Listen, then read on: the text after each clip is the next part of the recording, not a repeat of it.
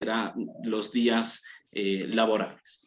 Muy bien, entonces, el profesor Roberto Gargarella ya nos acompaña, lo presento, él abordará el tema tribunales constitucionales y democracia constitucional. El doctor Roberto Gargarella es abogado, jurista, sociólogo, escritor y académico argentino, especialista en derechos humanos, democracia, filosofía política, derecho constitucional e igualdad y desarrollo. Actualmente es profesor de la Universidad Torcuato Di Tella y de la Universidad de Buenos Aires. Además es director de la Revista Argentina de Teoría Jurídica. Esto obviamente por señalar nada más una breve síntesis curricular del extenso currículum que tiene el profesor Gargarella y que pues nos lo demostrará precisamente con esta sesión. Estimado doctor, bienvenido, muy buenas tardes. Buenas tardes, ¿me escuchan bien? Sí, lo vemos y escuchamos. Bienvenido. ¿Se escucha bien, pero? Sí, lo escuchamos muy bien. Muy bien. Bueno, si quieren comienzo. Sí, doctor, adelante.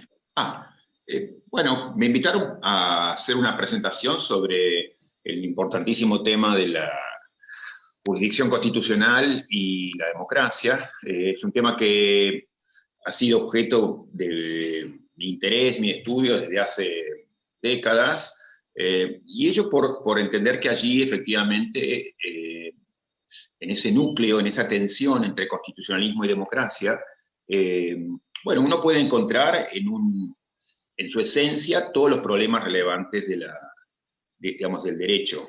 Ese problema, digamos, fue percibido, reconocido tempranamente cuando recién comenzaba a pensarse sobre la jurisdicción constitucional. Pienso en particular en los debates norteamericanos, cuando se estaba recién comenzando a elaborar la Constitución. En particular hay un texto de Alexander Hamilton, que es el que lleva el número 78 en los papeles del Federalista, en donde Hamilton muestra de manera muy notable y de manera, yo diría, pionera, anticipa, reconoce que dentro de la línea de objeciones que los críticos de la Constitución estaban presentando, una muy central, muy importante, llamada a tener mucha fuerza, era la objeción democrática. Y la objeción democrática que ellos recibían, de parte de algunos de los llamados antifederalistas, lo que decía es, bueno, por un lado era un problema democrático y por otro lado también un tema federal. ¿Cómo puede ser que en un país federal, en un país, digamos, de lo que hoy llamaríamos un país democrático y federal, cómo puede ser que nuestros desacuerdos sobre la interpretación constitucional terminen siendo decididos, en última instancia, por los tribunales, y de ese modo los tribunales imponiendo su autoridad sobre la voluntad del pueblo expresada en las legislaturas? Bueno, Hamilton dio entonces una primera, yo diría muy importante respuesta, que es la respuesta que ahora comento y que luego inmediatamente retomaría, en realidad muy pocos años después, el juez Marshall en el famoso caso Marbury versus Madison, y es la posición esta que podemos resumir en la idea, en los nombres de Hamilton y de Marshall, la posición que se mantendría estable durante 100 años, casi incuestionada, como la respuesta apropiada a la cuestión democrática sobre los tribunales. Es más, en buena medida, y yo diría lamentablemente, en el ámbito latinoamericano ha sido demasiado común, lamentablemente, que esa primera explicación a la que ahora, esa primera respuesta a la que ahora me voy a hacer referencia, se mantuviera en vigor y mantuviera su, digamos así, su dominio aún hasta hoy. O sea, como si ya la cuestión, el problema estuviera resuelto hace 200 años con aquella respuesta que dio Hamilton Marshall. Que dio Hamilton y luego persiguió Marshall. ¿Cuál es la respuesta de Hamilton? Bueno, la respuesta de Hamilton, bien interesante, pero insisto, digamos, interesante hace 200 años, y perdió, yo diría, fuerza en realidad prontamente. La respuesta de Hamilton fue, miren, lo que nos están objetando, digamos, esta idea de, digamos, de que estamos actuando cuando un juez invalida una ley, lo que está haciendo es, digamos así, torciéndole el brazo a las mayorías populares, a la mayoría democrática.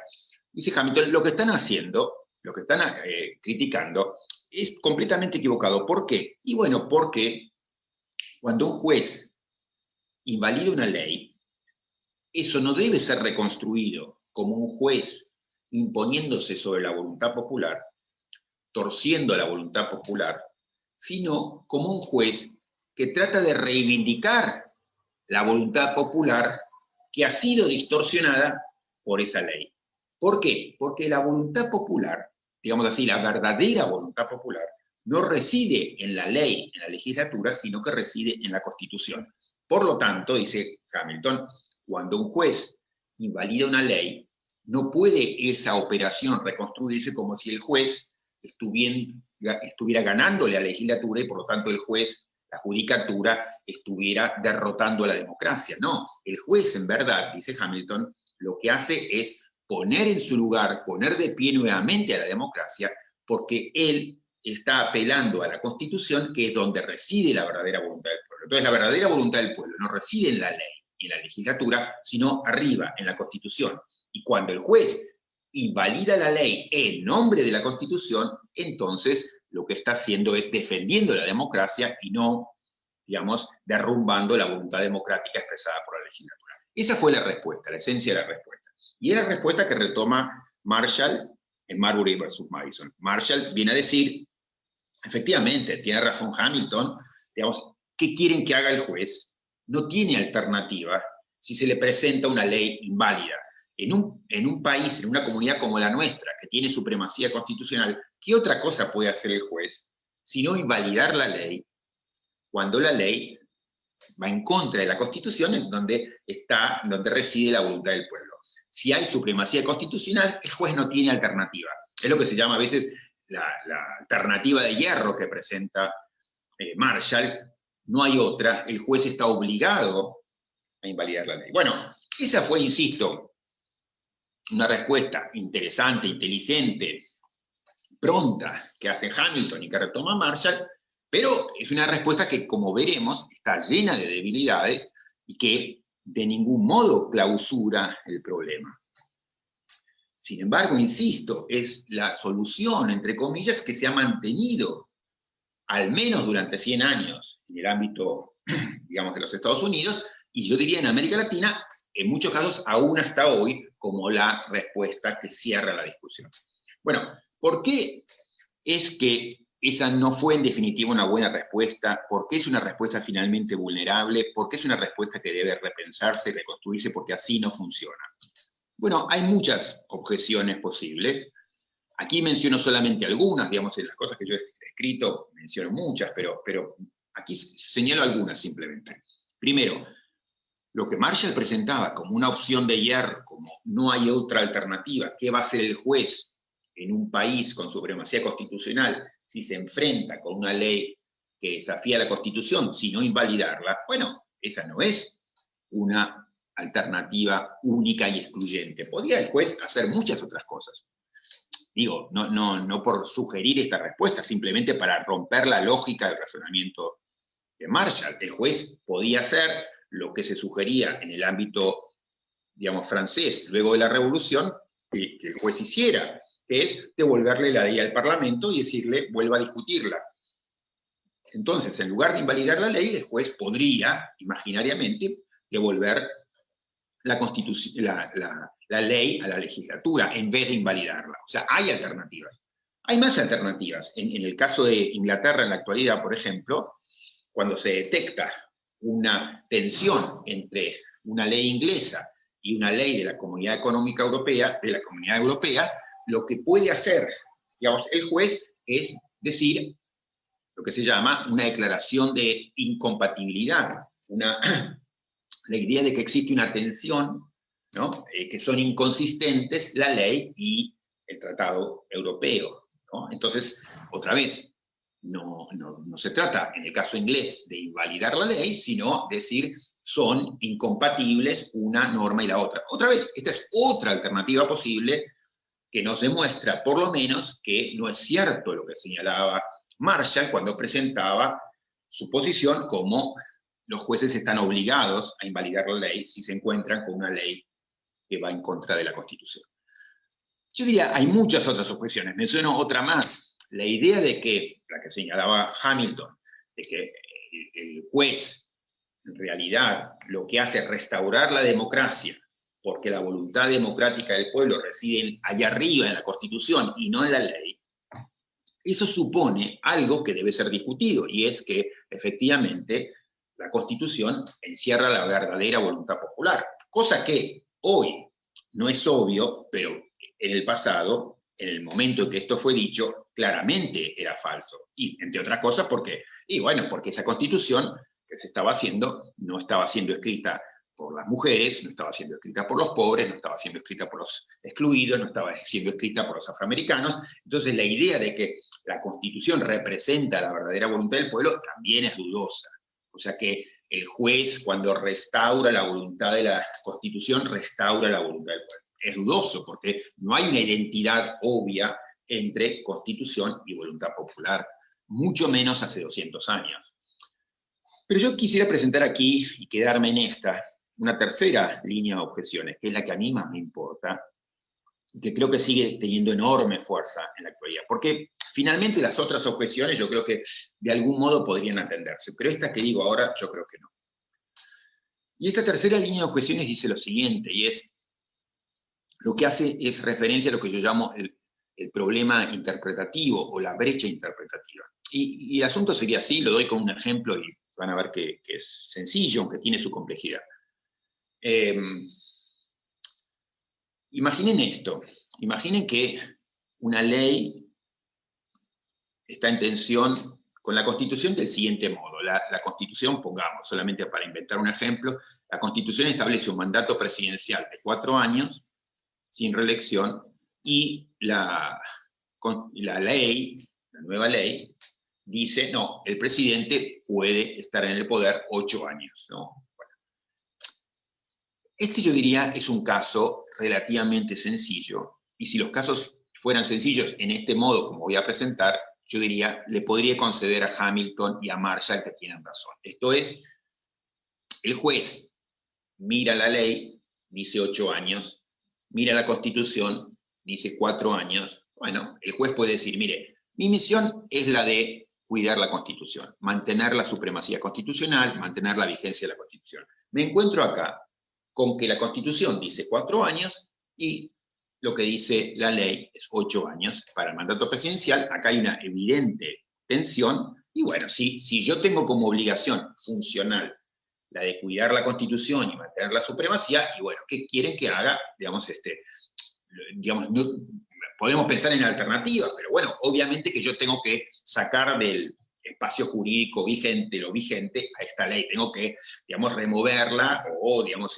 sacarla de algún modo fuera. La declaro incompatible, hago algo, pero esa ley claramente es incompatible con la Constitución. Ahora, y aquí aparece el problema de lo que yo llamo la brecha interpretativa. La mayoría de los casos que conocemos, la mayoría de los casos que nos enfrentamos, son de otra naturaleza. ¿En qué sentido?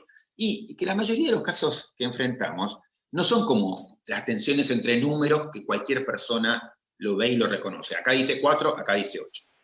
Si los casos fueran de ese modo, así sencillos, tan claros como números, entonces fíjense que por lo menos el problema que aquí nos angustia, que es el de qué hace el juez reemplazando la voluntad del legislador, etcétera, etcétera, en un punto se disiparía, porque la cuestión de la legitimidad del juez quedaría disuelta, porque cualquier persona que leyese esos dos textos, el 4 y el 8, pongamos, vería que ahí hay una contradicción. Entonces, no hay un cuestionamiento, no merecería haber un cuestionamiento a quién es usted, juez, cuál es su legitimidad democrática para decidir por nosotros esa tensión.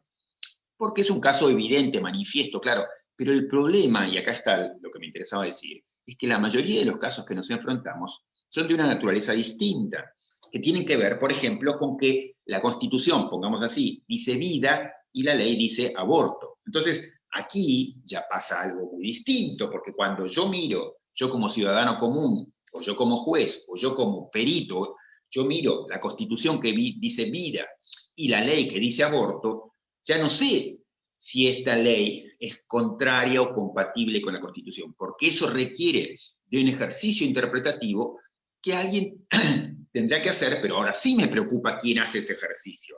Si la cuestión era, como en el caso primario, comparar números, 4,8, 5,4, 7,6, cualquier persona sentada aquí, no hace falta que tenga conocimientos, no hace falta que sea un experto en derecho, no hace falta que puede ser un ciudadano cualquiera, puede no tener estudios, simplemente que tenga una alfabetización mínima puede hacer ese ejercicio comparativo. Quiero decir, no hay una cuestión sobre la legitimidad del intérprete. Cualquiera que esté aquí sentado del pueblo diría obviamente lo mismo que yo cuando compara 4 con 8. Pero si los casos son de otra naturaleza, esto es, tienen que ver con los conceptos valorativos que toda constitución necesariamente va a encerrar, vida, libertad, igualdad, dignidad, eso nos va a presentar siempre unos problemas que van a hacer un llamado acerca de quién es usted el intérprete para hacer ese ejercicio en lugar del pueblo. Porque ahora no me da lo mismo que aquí esté sentado Juan Pérez, un niño, un juez, no, porque necesito a alguien que tenga legitimidad para hacer esa comparación y decirme que cuando la ley dice aborto está siendo compatible o incompatible con la Constitución. Se trata de un ejercicio intelectual complicado y que en una sociedad como las nuestras, sociedades en donde tenemos desacuerdos, en donde tenemos desacuerdos razonables, en donde toda la vida vamos a tener desacuerdos razonables sobre los valores fundamentales de la Constitución, bueno, entonces ahora sí es crucial ver quién hace ese ejercicio comparativo y qué legitimidad tiene. Porque ahora ya no es lo mismo que aquí esté sentado un niño, un policía o un juez. O sea, el problema de legitimidad democrática no importa. Ahora sí importa, porque el que compara va a ser el que compara, por ejemplo, acá dice libertad y acá dice ley de prensa. ¿Es esto compatible con la Constitución o no? Acá dice dignidad y acá dice homosexualidad sancionada. ¿Es esto compatible o no con la Constitución? Acá dice privacidad y aquí dice consumo de estupefacientes. ¿Es esto compatible con la Constitución o no? Este tipo de comparaciones requieren un análisis de interpretación, requieren una interpretación, y ese ejercicio interpretativo, digamos, quien lo haga es el que se va a quedar con la última carta, y ahí entonces todo el problema de la legitimidad renace con la mayor fuerza posible. Toda la preocupación pasa a ser ahora, ¿quién es usted que va a decirnos si realmente la Constitución es compatible o no con una ley de aborto, o con una ley de consumo de estupefacientes, o con una ley de eutanasia, o con una ley, digamos, de matrimonio igualitario, etcétera, etcétera? Entonces, usted no puede hacer ese ejercicio porque sí, porque esas son cosas que tienen que ser decididas democráticamente y no usted haciendo la interpretación. Fíjense esto, digo, para hacer más claro el tema. Si todos estuviéramos de acuerdo en cuál es la teoría interpretativa adecuada, o si tuviéramos una fórmula interpretativa en la que todos coincidiéramos, o si existieran, como a veces parecen presentar algunos juristas, ya sea, digamos, Alexio o Ferraioli, quien sea, esta es la fórmula interpretativa adecuada. Bueno, si así fuera, si tuviéramos una manera de zanjar nuestros acuerdos interpretativos que fuera indisputable, entonces otra vez el problema se disolvería y no importa quién está sentado en esta silla como intérprete. Lamentablemente no tenemos, ni vamos a tener nunca, un acuerdo sobre cuál es la teoría interpretativa correcta que debe usarse. No tenemos, ni vamos a tener nunca la fórmula interpretativa para decidir, como si fuera la voz única de la ciudadanía, esto es lo que dice la Constitución. No existe la fórmula de la interpretación como la fórmula de la Coca-Cola, digamos. No, esa fórmula no está y no va a aparecer. No vamos a tener nunca ese acuerdo. Mucho peor que eso, mucho peor que eso. Tenemos teorías interpretativas para todos los gustos, y mucho peor que eso, muchas de esas teorías interpretativas prometen llevarnos a lugares contradictorios. Esto es, para simplificar al infinito un problema gravísimo, tal vez para mí el más importante de los problemas del constitucionalismo. El problema de que no tenemos una teoría interpretativa acordada, y no la vamos a tener. Menciono solamente dos posibles teorías interpretativas, de las miles que tenemos, o las decenas que tenemos disponibles. Unas teorías nos dicen, si usted tiene un problema para interpretar la Constitución, vaya al pasado y vea qué dijeron los padres fundadores, los que escribieron la Constitución, ¿no? Entonces, usted no sabe efectivamente qué quiere decir la idea de privacidad, bueno, vaya a los debates constitucionales y vea. Esto es ir al pasado.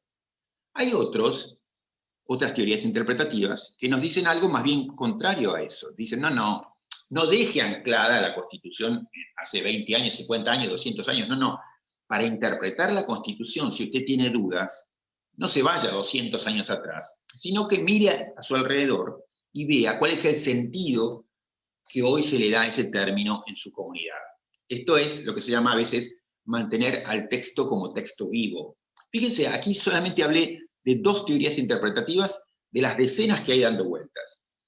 Estas solamente 2 teorías interpretativas, una que me pide mirar atrás, lo que llamamos habitualmente teorías originalistas, y otra que me pide mirar al presente o al futuro, teorías que piden mantener el texto vivo, bueno, son en principio contradictorias. Es obvio que si tenemos que interpretar, por ejemplo, si la idea de privacidad incluye o no, por ejemplo,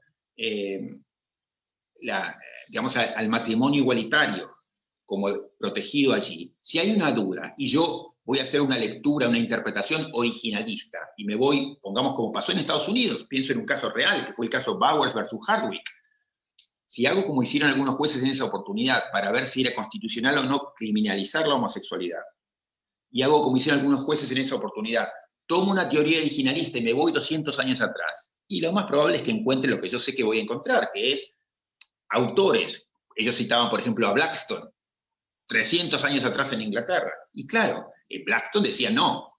De hecho, lo citaron en el fallo, por eso el fallo fue una vergüenza.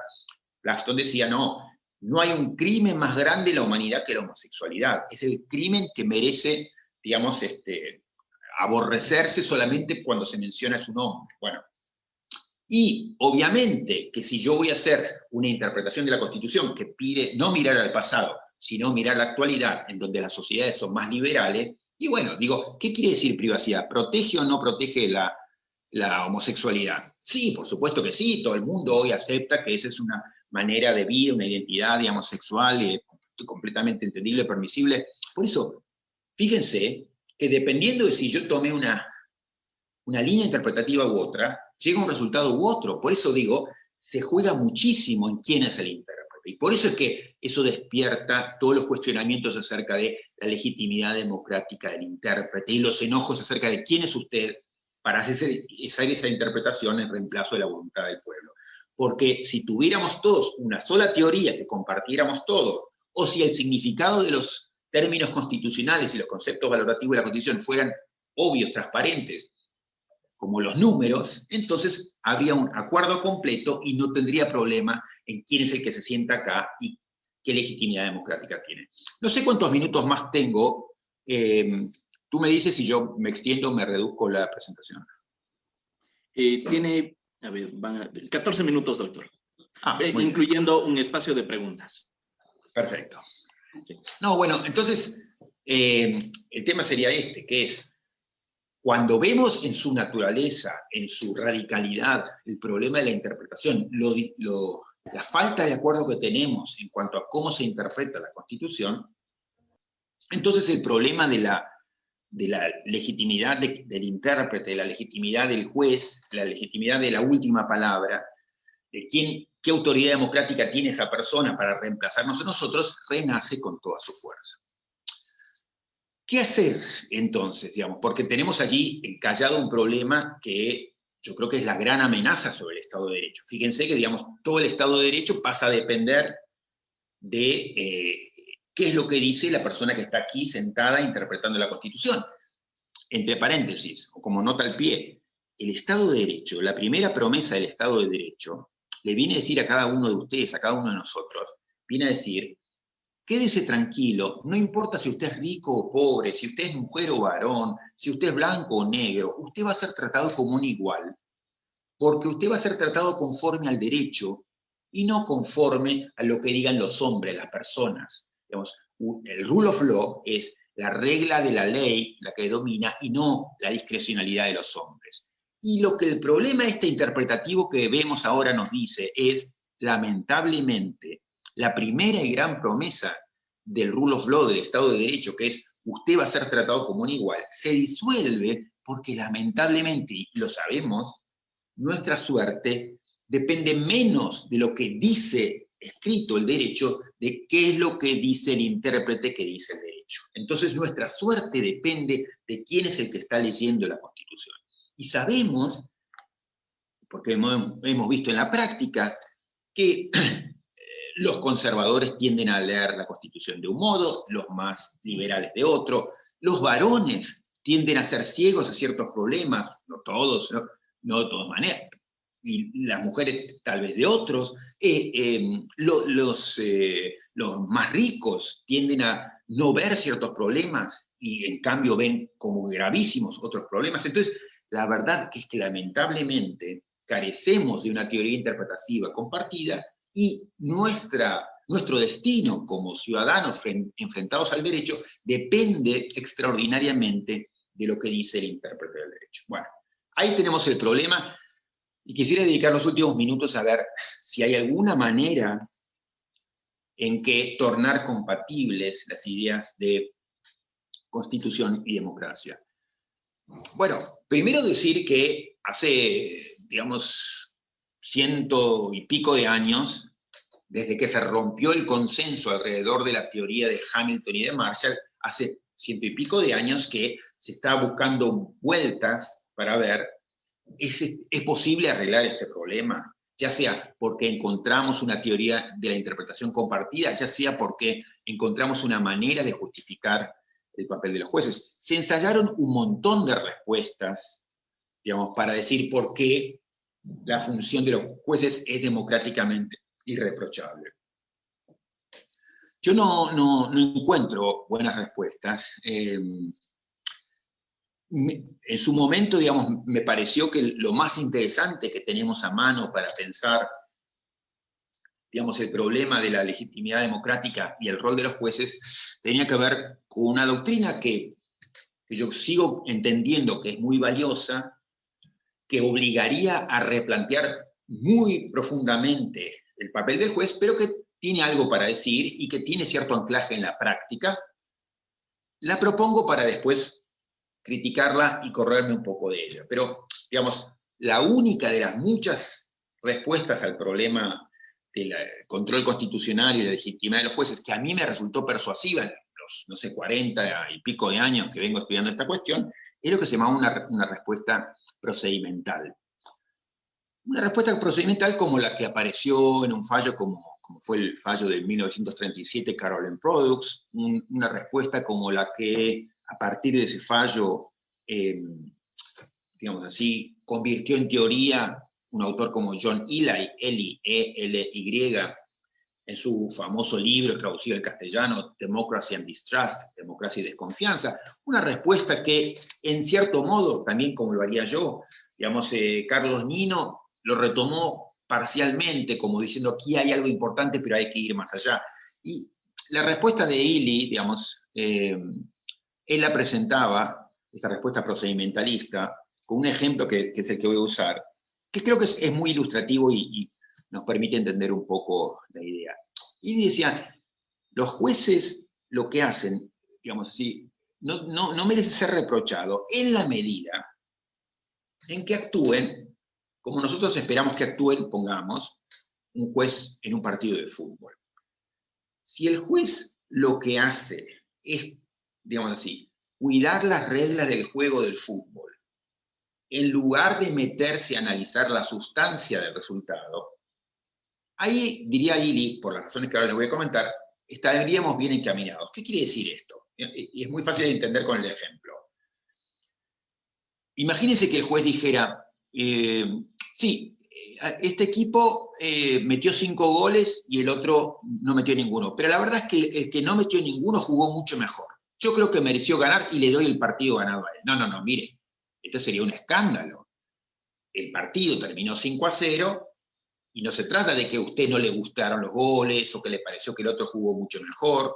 No, usted lo que tiene que hacer, su única misión, no es examinar la sustancia del resultado, si le gusta o no, si le parece justo o no, si le parece valioso o no, sino simplemente cuidar que el juego pueda jugarse, que no se metan goles con la mano, que no se saque a jugadores, digamos, tramposamente con un foul fuera de la cancha, que no se conviertan goles en offside. Entonces, usted lo que tiene que hacer es permitir que el juego se juegue y no ponerse a decir, este equipo jugó mejor que el otro, este gol no me gustó. Bueno, lo mismo, diría John Ely, en relación con los jueces en democracia.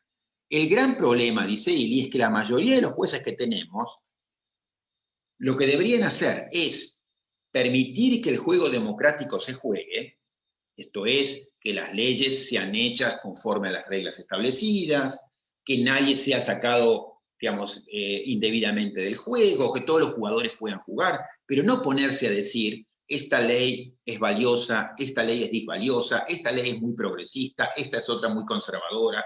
Entonces, lo que tiene que hacer el juez, como el árbitro del fútbol, es permitir que el juego se juegue, hacer posible que el juego se juegue, en vez de ponerse a analizar, como normalmente hacen, si el juego le gustó o no, si el gol le gustó o no, si la ley le pareció bien o no, si la ley le pareció justa o injusta, etc.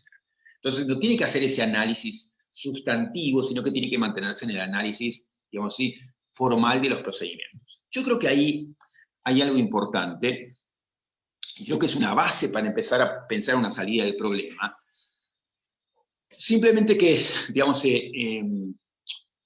yo, en parte como hizo en su momento Nino, lo que diría es, cuando le decimos al juez que lo que tiene que hacer es limitarse a controlar las reglas del juego para permitir que el juego democrático se juegue, ¿qué estamos entendiendo por democracia? Entonces, cuando le decimos al juez, usted simplemente limítese a que el juego democrático se juegue. ¿Qué es lo que le estamos diciendo realmente sobre qué es democracia? También hay una discusión importante sobre qué es procedimiento, pero lo voy a dejar eso entre paréntesis. Pero ¿qué es procedimiento democrático? ¿Qué es lo democrático? Y aquí la diferencia pasa por esto, y es que muchos entendemos que lo valioso que dice esta concepción es por lo siguiente, y enseguida digo por qué hay un problema. Lo valioso es que, efectivamente, yo creo que está basado ese esquema en una intuición que muchos preocupados por la cuestión democrática compartimos, porque si distinguimos así entre procedimientos y resultados, entre procedimiento y sustancia, entre reglas de juego democrático y resultados del juego democrático, bueno, ahí, digamos, estamos diciendo algo que es bastante sensato en términos democráticos, en principio, porque lo que estamos diciendo es la ciudadanía, a través de sus representantes, tiene que decidir de qué modo quiere vivir, y los jueces limitarse a hacer posible, a garantizar que podamos seguir decidiendo de qué modo queremos vivir. Esto es, en la democracia, es la política la que debe decidir los resultados, nosotros, los ciudadanos, nuestros representantes, y los jueces ayudarnos a cuidar las reglas del juego. Cuidar la libertad de expresión, cuidar la libertad de asociación, cuidar que ninguno sea discriminado indebidamente, entonces permitir que el juego se juegue. Esa intuición me parece muy fuerte, muy interesante. Sin embargo, muchos entendemos la democracia en un término, yo diría, más robusto que lo hacía Ely. ¿En qué sentido? Bueno, yo diría, permitir que el juego democrático se juegue, no es simplemente, como en una versión importante del esquema de Ely aparecía, no es simplemente permitir que cierta cantidad de legisladores levanten la mano al mismo tiempo y digan, teníamos requerimiento de que esto lo vote una mayoría simple, acá está, tenemos la mayoría simple, ya está, ganamos. Eso es una parte de la democracia, pero entendemos democracia, yo creo, muchos de nosotros, en un sentido mucho más fuerte. Democracia, para muchos de nosotros, va mucho más allá que eso. No se limita a lo que hagan los representantes, no se limita a lo que hagan la política representativa, sino que básicamente está sentada en una discusión pública ciudadana. Si eso no se da, es parte del problema, y es parte de lo que hay que ayudar a que ese juego se juegue. O sea, cuando decimos que el juego democrático pueda desarrollarse, estamos diciendo que la ciudadanía democrática pueda decidir de qué modo quiere vivir. Primeramente, a través de lo que ellos mismos decidan, luego a través de sus representantes. Pero lo que tiene que haber es un proceso inclusivo, de debate, de diálogo, lo que llamamos muchas veces una conversación, lo que yo en los últimos trabajos llamo una conversación entre iguales. O sea, democracia es y debe ser entendida fundamentalmente como una conversación entre iguales. Y lo que los jueces en todo caso deberían hacer es permitir que se haga posible la conversación entre iguales. Miren, algunos ejemplos al respecto para que no parezca que estoy hablando de abstracciones. Digamos, hay miles de ejemplos, pero en momentos en donde en América Latina, como en tantos países, sin duda en Argentina, como en Ecuador, como en Colombia, digamos, hay una crisis representativa tan radical, hay una crisis de la representación política tan radical. Yo creo que no basta con que me digan, esto es una ley que aprobó el Parlamento con el número suficiente de manos levantadas al mismo tiempo. Bueno, miren, me importa saber más cosas, ¿por qué? Y bueno, porque muchas de las decisiones que se toman son el mero producto de grupos de interés, porque me parece que si la decisión, por ejemplo, como pasa muchas veces en América Latina, en nuestros países hiperpresidencialistas, si la decisión es fundamentalmente, como por ejemplo se han tomado casi todas las decisiones durante la pandemia en nuestros países, de arriba para abajo, del presidente para abajo, el presidente a lo mejor, como pasó aquí en mi país, con 5 expertos, con un grupito de sus amigos, digamos, tratando de cuidar la salud de todos nosotros. Sí, pero mire, en democracia la cosa es diferente. Digamos, la excusa de la pandemia no basta, porque siempre las decisiones importantes son decisiones que tenemos que tener la posibilidad de discutir públicamente, de desafiar públicamente. Entonces, la idea de que, esto lo decidió el presidente con un decreto, o esto se decidió entre gallos y medianoche, sin que nosotros nos enterásemos, a las 12 de la noche, sin darnos razones públicas. Y bueno, no, todo eso es un problema en términos democráticos y constitucionales. No es que no me gusta la política así, no. Es que si yo entiendo la democracia constitucional como un debate, fundamentalmente como un debate entre iguales, una decisión respecto de la cual no se nos han dado las razones públicas, una decisión que fue decidida entre gallos y medianoches, o una decisión que tomó el presidente por un decreto y luego aplica sobre todos nosotros, y son, digamos así, acciones muy débiles en términos de la conversación entre iguales. Son decisiones básicamente que tomó una persona, que entre iguales es si somos, no sé, 40 millones y esa decisión la tomó una persona. No, pero esa persona fue votada. Mire, no, la democracia no se agota en el voto, la democracia empieza con el voto. No, pero eso lo decidió el Parlamento. Sí, el Parlamento son nuestros representantes y tienen que hacer lo que nosotros les decimos. Los que mandamos somos nosotros, no son que ellos nos reemplazan a nosotros. Entonces, la tarea del juez, cuando le decimos lo que usted tiene que tratar de hacer es permitir que el juego democrático se juegue, no es simplemente asegurar que no haya violaciones graves a la libertad de expresión o a la libertad de asociación, cosas que son importantes. Tiene que ir bastante más allá, porque tiene que ayudarnos, digamos, a que las decisiones vuelvan a estar en nuestras manos. Miren, un último ejemplo y voy cortando. Afortunadamente, en el último, digamos, y lo digo esto por una posición política propia, digamos, en relación con el aborto, no importa, digamos, o sea, no tiene que ser el tema si estamos a favor o en contra del aborto. Se tomó ahora en la Argentina una decisión recientemente favorable a ciertas causales sobre el aborto. Bueno, pero me centro en un ejemplo que se dio hace 2 años. Hace 2 años hubo un debate público extraordinario a pesar de, y en contra de, y por encima de las limitaciones que nos ponían desde la clase política. Por suerte, digamos, la mayoría de la sociedad, y digo la mayoría en un sentido fuerte, en un sentido efectivo, salió a la calle, se puso a debatir, debatíamos en las clases, en las aulas, en los pasillos, en los patios, en las plazas, en cualquier espacio, en los clubes de barrio. en comunidades indígenas se discutía sobre el aborto. A favor y en contra, no importa aquí. Lo cierto es que hubo un gran proceso de debate público. Bueno, luego se empezó a forjar un acuerdo, mayoritariamente la sociedad tenía una posición.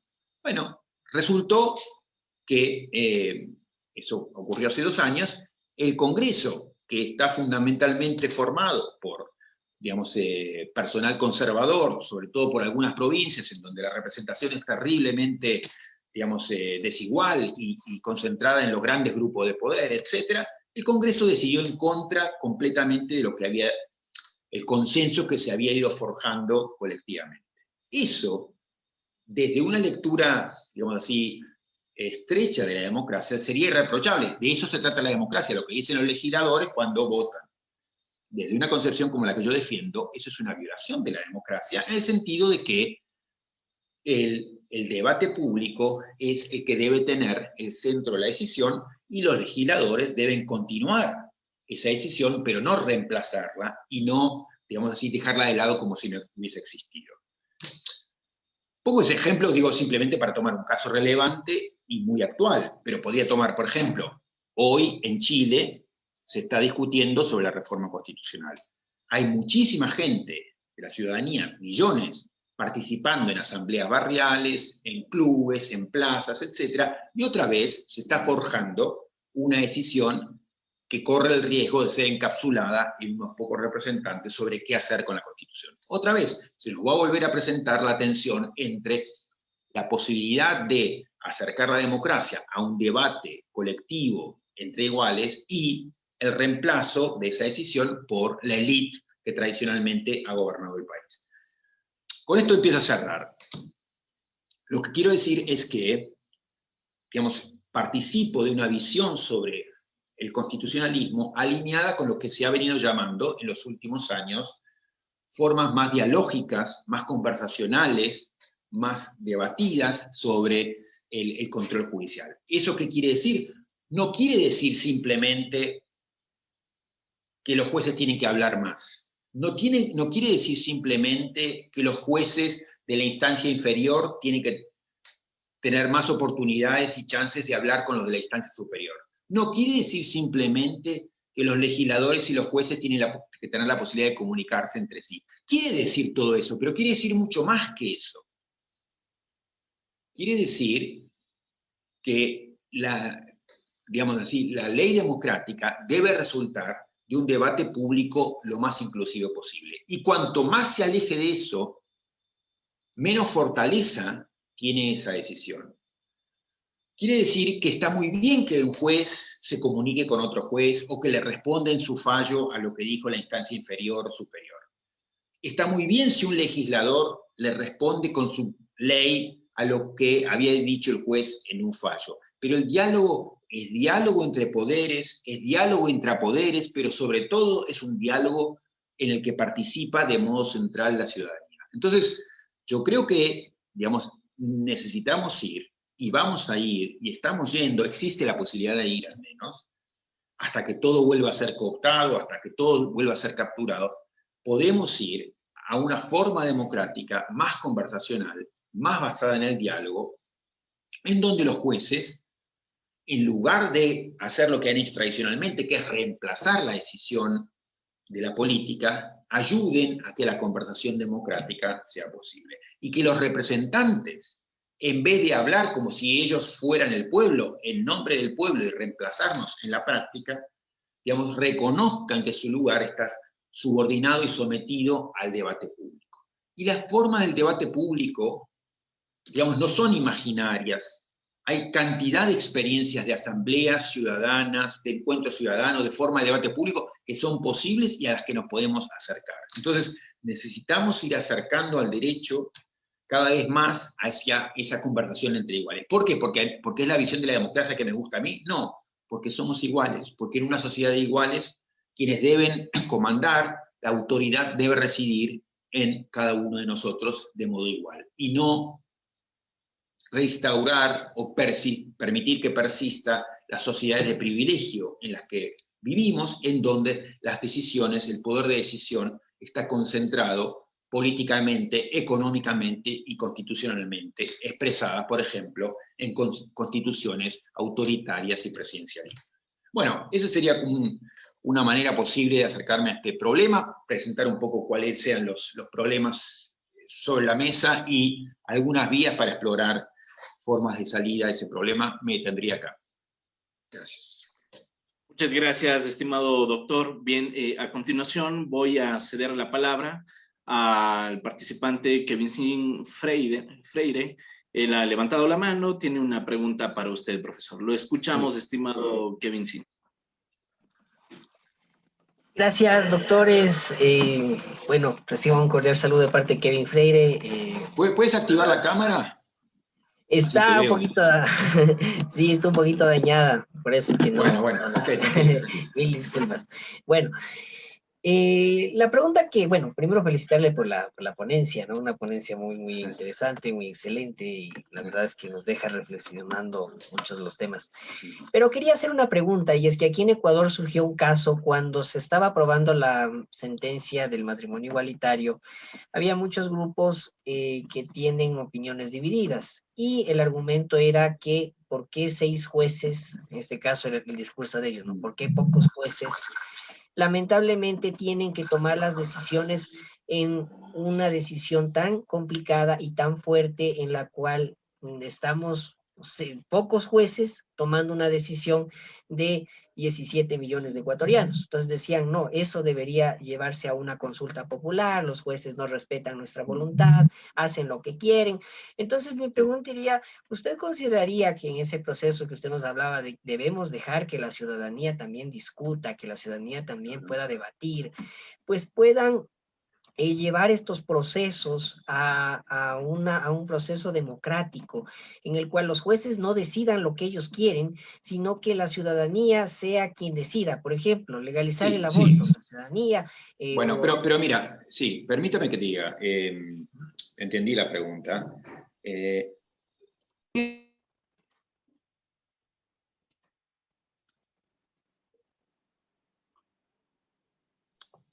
Diría que sí, a tu pregunta. Sí, diría que sí, pero pondría algunas salvedades. Primero es que hay efectivamente un problema, que es el ejemplo que tú mencionas es un ejemplo excelente, totalmente pertinente y que efectivamente habla de la presentación que yo hice. Por supuesto que hay un problema si unos pocos jueces, 6 jueces, 10 jueces, 9 jueces, reemplazan en los hechos a la ciudadanía respecto de un tema en el cual hay enormes controversias sociales. Y los jueces, en lugar de reemplazar a la ciudadanía, deberían ayudar a que la ciudadanía decida en líneas generales. Eso por un lado. Por otro lado, también yo veo un problema cuando se quiere equivaler decisión democrática, y eso es algo que traté de decir durante la presentación, no creo que sea un equivalente decisión democrática con decisión del legislativo. La decisión del legislativo en nuestros sistemas limitados es efectivamente un paso importante para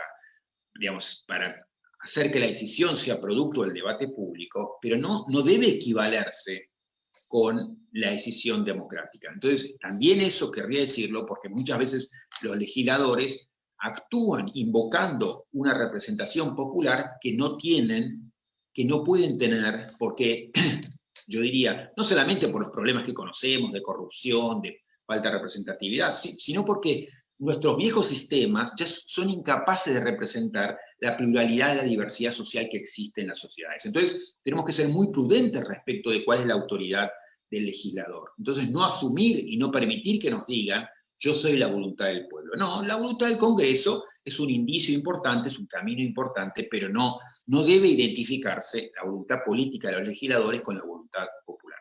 Y tercer punto es que, entonces, dije que ser muy cuidadosos y restrictivos sobre qué es lo que hacen los jueces, pero también ser muy cuidadosos y restrictivos con lo que dicen los legisladores que representan, y también rechazar o resistir la idea de que voluntad popular es lo que diga una consulta popular. ¿Por qué? Porque una consulta popular es interesante normalmente en términos de inclusividad, pero normalmente es paupérrima en términos deliberativos. Normalmente, y así ha sido en las consultas populares que yo he conocido recientemente en América Latina, pienso por ejemplo en la consulta que se hizo recientemente en Colombia sobre el acuerdo de paz, o la consulta que se había hecho fuera de la América Latina, en Inglaterra, sobre el Brexit, son consultas populares que vienen a reemplazar el debate público, tomar el lugar del debate público en lugar de ser un producto del debate público. Entonces, yo estoy a favor de procesos de consulta popular en tanto y en cuanto sean la última estación de un largo proceso de debate público y no el reemplazo con el cual el poder, digamos, trata de imponer la decisión que tenía guardada en el bolsillo diciendo esta es la decisión popular. No, una decisión para poder ser expresiva del mejor modo posible de la voluntad popular debe ser una decisión respecto de la cual nos hayamos podido informar, nos hayamos podido discutir, nos hayamos podido poner de acuerdo y finalmente, en todo caso, decidimos en un proceso, digamos, colectivo. Pero tiene que ser sobre todo un proceso de debate público. Otra vez, uno puede decir, bueno, ¿eso para qué país? No, miren, no sé, recientemente, en Irlanda, en Islandia, en Canadá, en Chile, en Argentina de algún modo, ha habido procesos de discusión pública en donde, digamos, se ha ido forjando de a poco un consenso sobre ciertos temas, y hacia eso debemos ir. Eso es posible, es asequible, es interesante en términos democráticos, en cuanto que es un modo de respetar nuestra común igualdad, ¿no? O sea, hacer que las decisiones sean cada vez más similares al producto de una conversación entre iguales. Entonces, respecto a tu pregunta, sí, hay un problema si la justicia constitucional reemplaza a la ciudadanía, pero también hay un problema si lo hace la legislatura, y también hay un problema si uno dice, bueno, consultamos al pueblo, consulta popular mañana, para ver si hay pena de muerte, para ver si hay aborto. No, mire, conversación democrática es otra cosa, requiere otra cosa, ¿no? Eso diría, pero la pregunta es importante y el ejemplo está muy bien. Muy bien, profesor, muchísimas gracias por su ponencia. Yo quisiera aprovechar esta oportunidad, doctor, para consultarle cuál sería su criterio.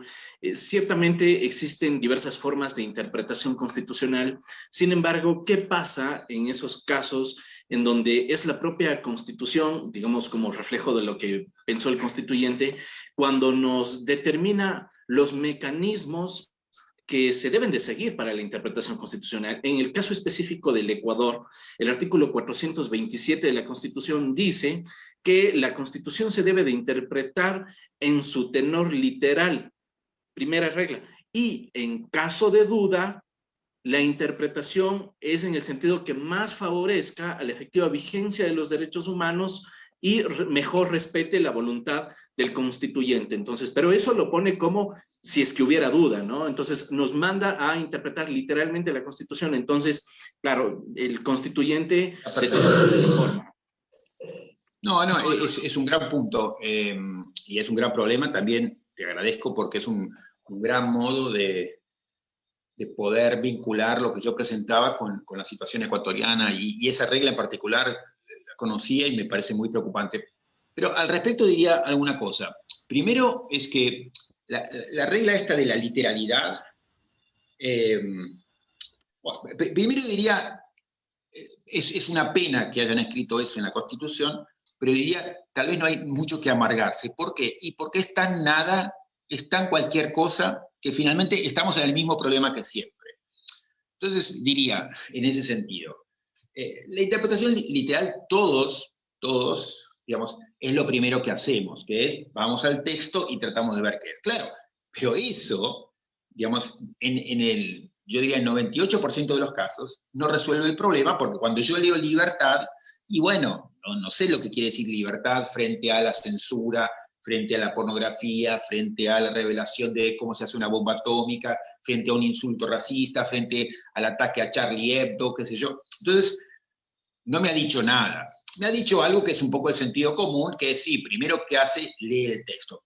En algunos casos, por ejemplo, en el caso que yo le daba de 4 contra 8, bueno, si el texto dice 4, bueno, está bien, eso lo podemos tomar, entonces no me hace problema. O sea, esa regla primera de la literalidad es en un punto redundante porque es lo que todos hacemos, que es, si lo que dice el texto es obvio, acá dice 4, bueno, dice 4 quiere decir 4.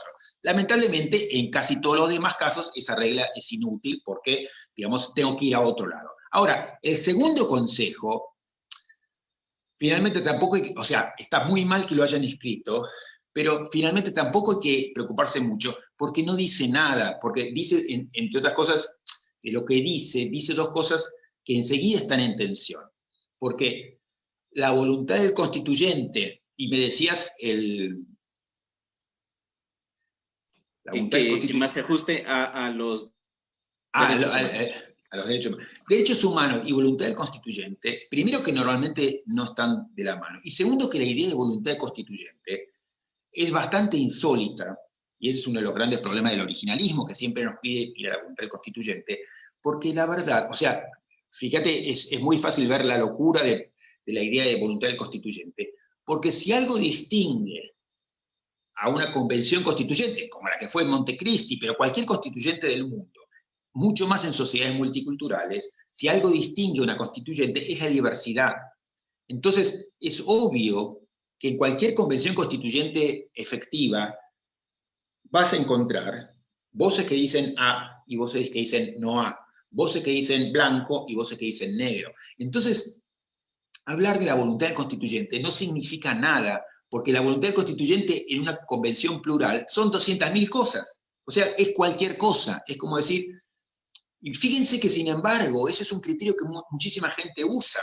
Entonces, no sé, para tomar los casos más o menos obvios para todos, muchísimas veces un juez en Estados Unidos dice no, porque como dijo Madison en la Convención Constituyente, sí, pero si citaba a Hamilton como citó el de al lado, y Hamilton era un conservador, Madison era un liberal, Jerry era un progresista, Melancton Smith era un reaccionario. Entonces, y sí, usted se inventa, está diciendo lo que dijo el constituyente, pero usted agarra al constituyente que quiere y encuentra la respuesta que tiene ganas, porque, digamos, distinta gente pensó distintas cosas. De eso se trata una constituyente plural. Entonces, quiero decir, es una regla absurda, porque voluntad constituyente en una sociedad plural que tiene una constituyente necesariamente plural es cualquier cosa. Es todo. O sea, no me ha dicho nada. Entonces es una gran pena que se ponga una regla de ese tipo que está arruinada desde el minuto 1 en que arranca, ¿no? O sea, es una regla que no dice nada, dice todo. Bien. Ok, muchísimas gracias, doctor, por sus comentarios, por su excelente exposición. Y pues quedamos muy agradecidos y esperamos que sea la primera de varias oportunidades que podamos contar con usted. Les agradezco a ustedes, estamos muy cómodos. Gracias. Muchas gracias.